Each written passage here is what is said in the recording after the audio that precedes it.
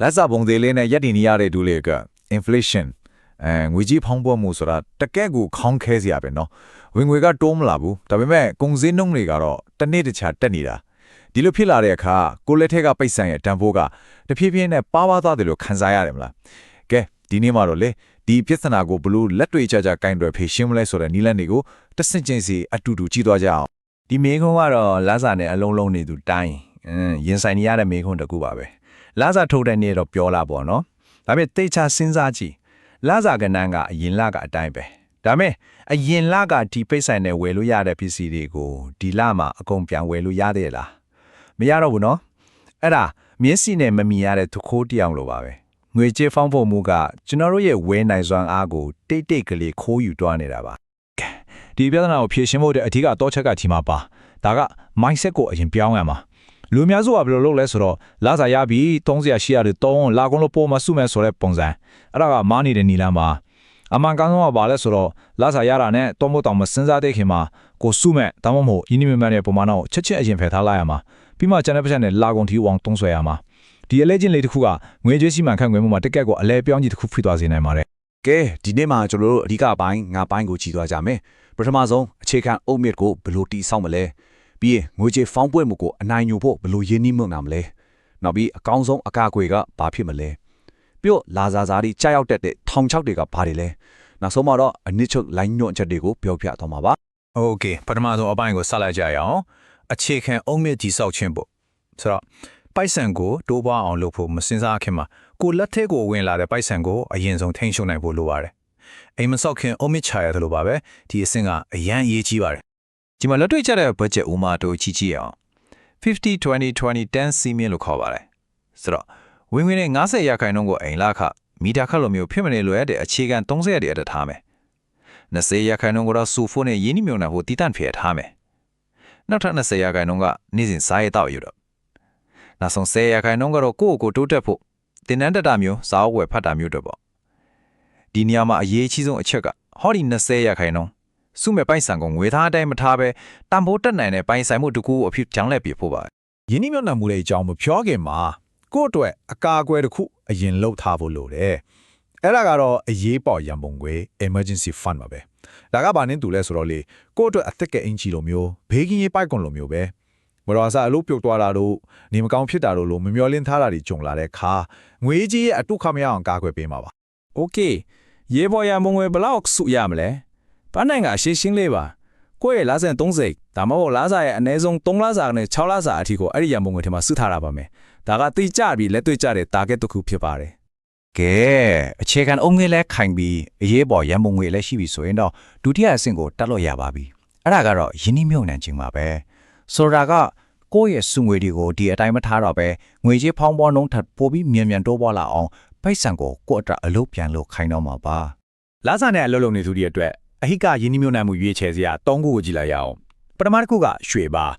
ဒါကတော့လူတိုင်းနဲ့ယင်းနှိမ့်ပြီးသားစားလို့ဖို့လွယ်တယ်တန်ဖိုးလည်းထိန်းတယ်ဒုတိယကတော့ stock share တွေပေါ့ဒါကရေရှည်မှာငွေကြေးဖောင်းပွားမှုကိုအနိုင်ယူဖို့အစွမ်းတက်တဲ့လက်နက်တစ်ခုပါတတိယတစ်ခုက fixed deposit လို့ခေါ်တဲ့စီးရင်တဲ့အငွေတွေဒါကလုံခြုံပေမဲ့အတိုးနှုန်းကငွေကြေးဖောင်းပွားမှုကိုမကြော်နိုင်တာလည်းများပါတယ်ကဲဒီတော့ကိုယ့်ရဲ့ယင်းနှိမ့်မြှုပ်နှံမှုတွေကိုဘယ်လိုခွဲဝေးထားတယ်လဲဒီမှာအကြံပြုချက်လေးတစ်ခုရှိပါတယ်ဥပမာရွှေကိုကိုယ့်ရဲ့ portfolio ရဲ့10ကနေ20ရာခိုင်နှုန်းလောက်ထားမယ်ဒါကတည်ငြိမ်တဲ့အခြေခံတစ်ခုပေါ့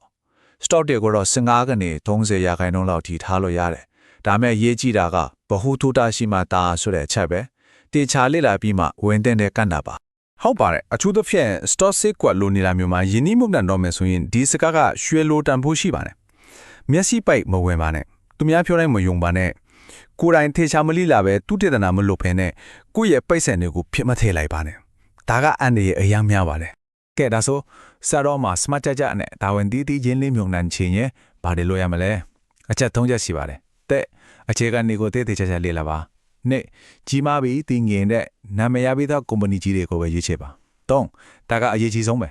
ဲရေရှည်စိထားမွေပါဒီနေ့ဝယ်ပြီးနောက်လာရောင်စားဖို့မဟုတ်ပဲအနည်းဆုံး90နှစ်လောက်ကြိုက်ထားမယ့်စီသားမျိုးနဲ့ဝင်ရပါမယ်အခုပြောမယ့်အပိုင်းကတော့တကယ်ကိုအစွမ်းအထက်ဆုံး inflation shield ငွေကြေးဖောင်းပွမှုအကာအကွယ်ပါပဲရွှေတို့ stock တို့ထက်တောင်ပိုပြီးအစွမ်းထက်တယ်လို့ပြောလို့ရပဲအဲ့ဒါကဘာလဲဆိုတော့ကိုယ့်ရဲ့ကိုယ်ပိုင်တုတ်တက်မှုကိုယ့်ရဲ့ဝင်ငွေရှာနိုင်စွမ်းကို မြင့်တင်တာပါပဲ ဝင်ငွေရှာနေစွမ်းကိုမြင့်တင်တယ်ဆိုတာဘာကိုပြောတာလဲဥပမာလာစာပိုကောင်းတဲ့အလုပ်တွေရနိုင်မဲ့ကျွမ်းကျင်မှုတွေကိုလေ့လာတာပါဒီမှာကြည့်ပါ Excel တို့ Data Analysis တို့ IT Skill တွေအခုခေတ်စားနေတဲ့ AI tool တွေကိုတုံ့တက်တာမျိုးအင်္ဂလိပ်စာကောင်းကောင်းတက်တာဒါမှမဟုတ်စင်းကြိုင်ပညာစီမံခန့်ခွဲမှုပညာရက်တွေဒါတွေအားလုံးကအခုခေတ်မှာတန်ဖိုးရန်ကြီးတဲ့ skill တွေပါ ဒါပဲဒီမှာတင်ထားရမယ့်အချက်တစ်ခုရှိတယ်။တင်တန်းတက်ပြီး certificate ကိုကင်ထားရုံနဲ့မပြီးဘူးနော်။အရေးကြီးဆုံးကအဲ့ skill ကိုလက်တွေ့မှာဘယ်လောက်ထိအသုံးချနိုင်လဲဆိုတာပါပဲ။ application is key ပါ။လက်တွေ့အသုံးချနိုင်မှာတကယ်တမ်းဖို့ရှိတာပါ ဒီ equation လေးကိုကြည့်လိုက်ပါလာစာတစ်ခုတိုက်ကိုပဲအားကိုးနေရင် inflation ရခမှုကိုတော်လေးခံရပါတယ်အဲ့ဒီစာလာစာအပြင်နောက်ထပ်ဒုတိယဝင်ငွေလမ်းကြောင်း side income တစ်ခုပါရှိလာပြီးဆိုရင်တော့ငွေကြေးဖောင်းပွမှုကိုကြောက်စရာမလိုတော့ပါဘူးအဲ့လိုတန်းအဲ့လို freelance လုပ်တာမျိုး online ကနေဝန်ဆောင်မှုပေးတာမျိုး content creation လုပ်တာမျိုးနီးလန်းနေကတော့အများကြီးပါပဲ ကဲအခုထိကတော့ဘာတွေလုပ်ရမလဲဆိုတဲ့ to-do list တွေကိုပြောခဲ့ပြီးပြီဒါပေမဲ့ဘာတွေကိုမလုပ်ရဘူးဆိုတာသိထားဖို့ကလည်းအဲ့ဒီလုံနီးပါအရေးကြီးပါတယ်